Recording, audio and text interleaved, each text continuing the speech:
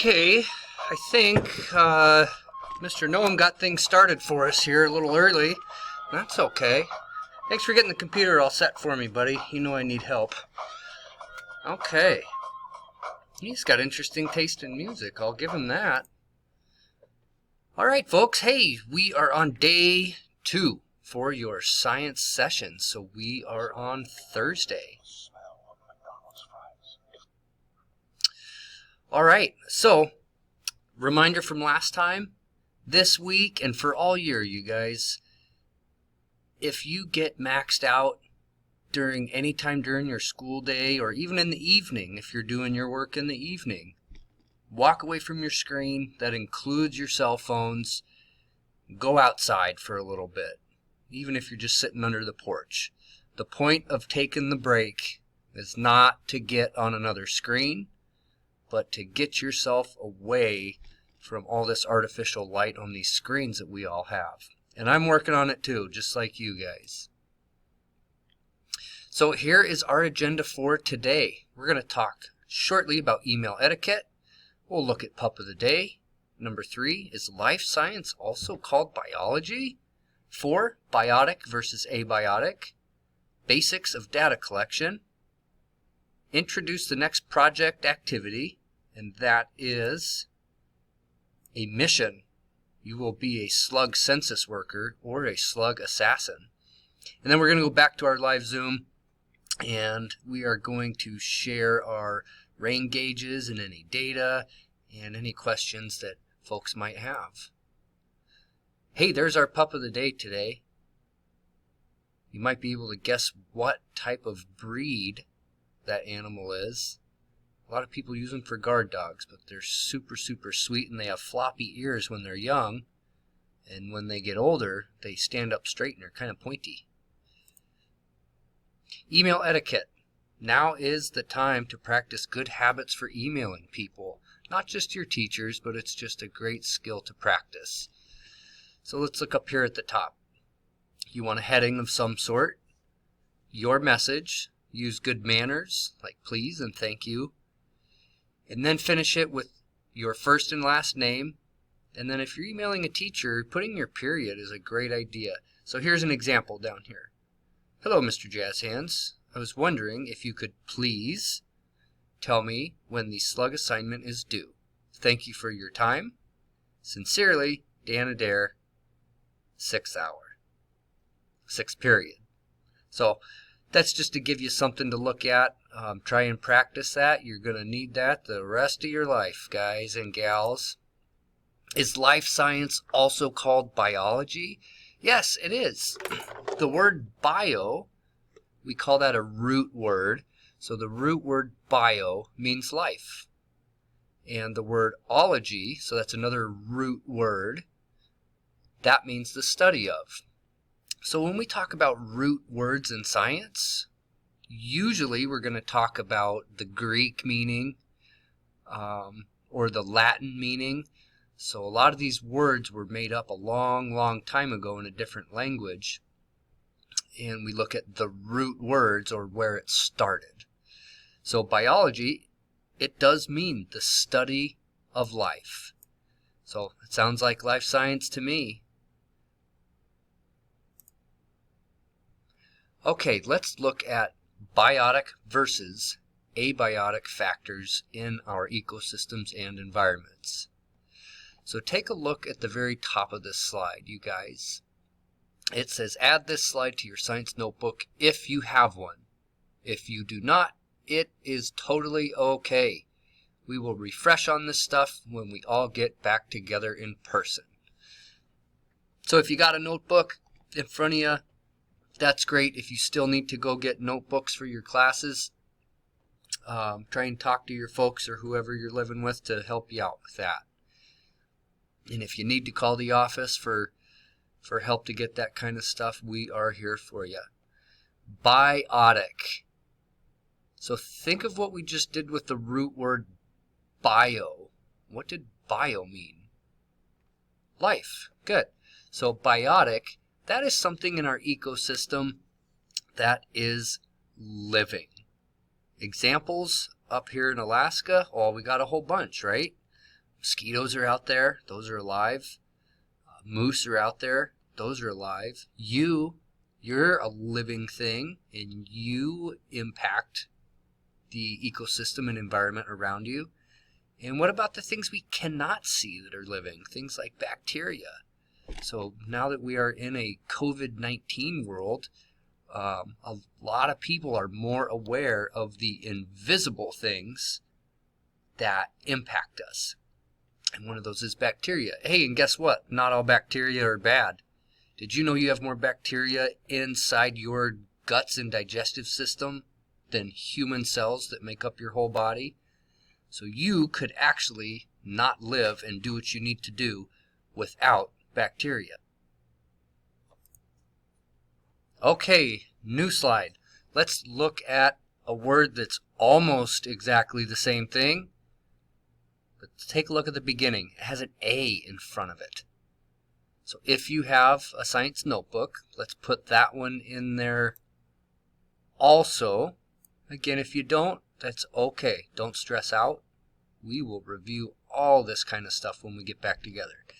Abiotic is something in the ecosystem that is not living. It is not alive, but it does influence and impact the ecosystem, which would include living things.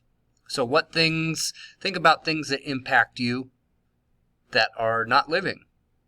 Temperature, you bet that does. How about elevation? Have you ever gone hiking and by the time you gain elevation, the temperature is different? The plants might be different? And does that stuff influence animals and living creatures? Sure it does. And water's a big one. Water is not alive, but it is obviously a major part of the living world.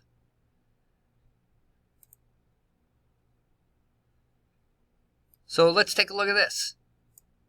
Can you identify two biotic factors in the pup pick? So hopefully what you saw, we picked an easy picture here with just a few things.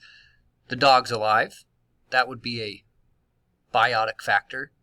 And then how about the grass in his mouth or the grass back here? That is a living thing, so we could count that also for biotic factors. How about this one? Can you identify one abiotic factor in the pick? So if you kind of scan around, what types of non-living things are in there that could influence the living creatures in this area? Well, how about that fence in the back? That is certainly not alive. Do you think that impacts and influences what the living things inside of it can and cannot do? You bet. Heck, what about what's around the neck of the adult dog right there? Look at that collar. That is not alive. But is it part of that dog's life, and does it influence that dog? Maybe not much, but it is part of that dog's life, so that would be an abiotic factor for that animal and in this little mini ecosystem. All right, let's look at some basics of data collection, because we will be doing another little mini project here. You need to decide, so I'm at the top bullet, decide what types of information you're going to write down. And a lot of times when you're deciding this, don't think, am I doing it right? Am I doing it wrong? Most of the time in science, you're going to do something once, reflect on it, and decide, I need to make a few adjustments. And then you're going to do it again.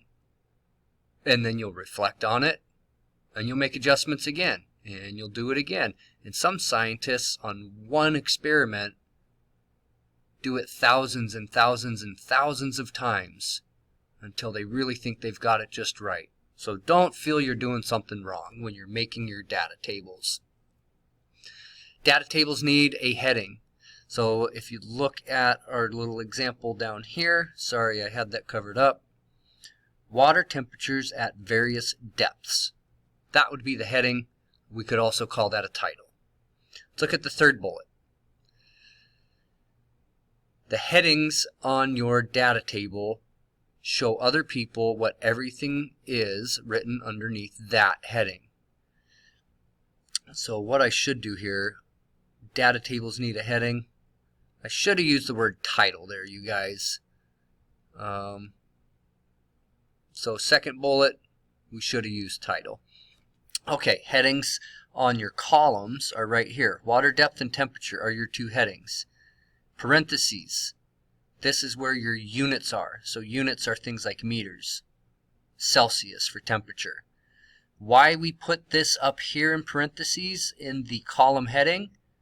That way, after each of these numbers, you don't have to write meters every single time. If you just put it up here in the heading, then all you have to do below that is just put your numbers. Okay, so we are going to look at our next little project, which is slug census or slug assassin. And you will get to pick.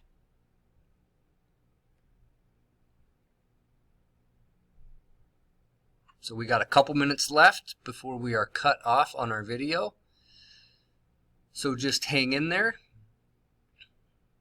And we will talk about more of this when we are live, okay?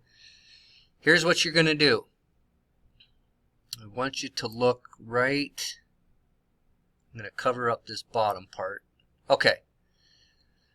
Your mission, should you choose to accept, requires the utmost stealth and attention to detail in order to locate your slug specimens. You have two choices, you guys. You can be a slug census worker. You will count slugs found and record the number. That's your data. Census workers will leave their slugs in the location they found them. So you're going to be Mr. or Mrs. Nice Guy when you do slug census worker. If you want to be a slug assassin, you will collect and count the slugs. Slug assassins will be removing their slugs from the area surveyed and disposing their slugs to a different location in a way they feel is ethical. You might toss them in the forest, or for me, when I get them out of my garden, I will be disposing of them in my chicken coop. My chickens love to eat them. Here's your instructions. Choose to be a slug census worker or a slug assassin. Number 2, find a location outside to conduct your mission. If you have a garden at home, I say make that your mission location. Use a tape measure, number 3 here. Use a tape measure or ruler to get an estimate of the square footage of your survey area. So I'll probably do a 4 by 8 foot garden bed. 4 feet times 8 feet is 32 square feet. If you don't have a tape measure, you can just kind of walk off with your shoe size and call that 1 foot if you want. Let's look at number 4. Make a data table. Record your slug count in your science notebook. Also record it in the Google form that is right here. That is also now in your week 1 Google Classroom. So you got a couple ways to get to it. Hey, number 5, if you want to recruit help, like friends, family, little sister, little brother, have at it. And do as many missions as you want. So here's an example of a slug assassin data table. You don't have to do it exactly that way, but you sure as heck can if you want. You can come back to this video and pause it and make something that looks kind of like that. All right, you guys, that is it for our pre-recorded little mini lesson, and now we're going to get back and go live.